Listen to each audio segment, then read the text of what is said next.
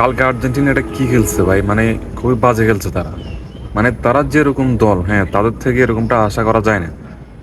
যদিও আমি কোনো আর্জেন্টিনার সাপোর্টার না, তারপরেও ভাই যারা ভালো খেলে তাদের কথা তো বলতে হবে। তারা ভাই মোটামুটি আগের যে ম্যাচগুলো খেলছে ওগুলোর তুলনা ফাইনালে ভাই মানে এটার ন্যূনতম খেলাও তারা দেখায় নাই। জানি না তাদের ওদিন কি হয়েছে, যদিও ভাই আমি কোনো আর্জেন্টিনার সাপোর্টার না, আমি অল টাইম পর্তুগাল সাপোর্টার। আপনি দেখেন, মনে হয় কালকে শুধু স্পেনের খেলা হয়েছে। আর্জেন্টিনার প্লেয়ারদের ফাঁয়ে কি বলটা ছিল? কয়বার তাদের ফাঁয়ে বলটা আসছে, আর স্পেনের ফাঁয়ে বলটা কতক্ষণ ছিল আপনারা চিন্তা করেন। কতগুলো অ্যাটাক করছে স্পেনে, যদি তাদের মার্টিনেস যদি না থাকতো মিনিমাম আরো 2-3টা গোল খাইতো। একমাত্র মার্টিনেসের কারণে অনেকগুলো ভাই গোল সেভ করছে, মানে অনেক কঠিন কঠিন গোল সেভ করছে, যেটা অন্য কোনো গোলকিপার হলে আমার মনে হয় না পারতো।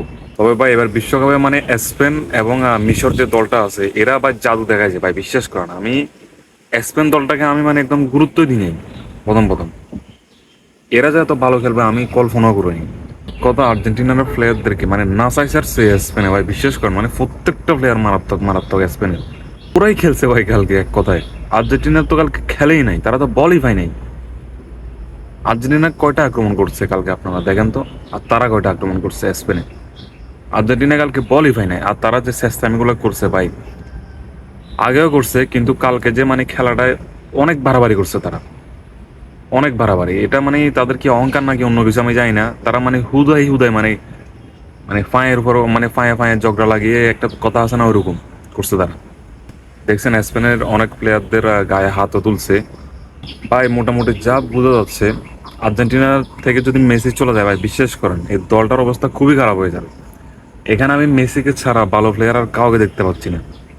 এটা আপনি আর্জেন্টিনা সাপোর্ট হলে আপনার হয়তো বা মানতে কষ্ট হবে, কিন্তু ভাই যারা ভালো খেলে তাদের কথা তো আমাকে বলতে হবে। এই যে স্পেন মিশর এই দলগুলা ভাই দেখেন না পরে বিশ্বকাপে কি করে এরা। এদের ভাই প্রত্যেকটা প্লেয়ার ভালো, প্রত্যেকটা প্লেয়ার। আমি ভাই কালকে ভাবছিলাম খেলা 19-20 এরকম কিছু একটা হবে, কিন্তু ভাই আর্জেন্টিনা যে এতটা বাজে খেলবে ভাই আমি কল্পনার বাইরে, আমি কল্পনা করিনি। খুবই বাজে খেলছে ভাই, মানে কোনো দল যদি বাজে খেলে থাকে বিশ্বকাপে, এই কালকের খেলাটাই ফাইনাল ম্যাচটাই আর্জেন্টিনা খুবই বাজে খেলছে, যদি কোনো বাজে খেলার থেকে থাকে এই বিশ্বকাপে।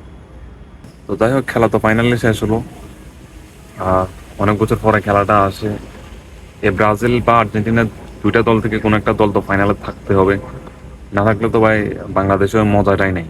কারণ যেহেতু বাংলাদেশ বিশ্বকাপে খেলতে পারতেছে না, আর মনে হয় না গত 20-30 বছরও খেলতে পারবে।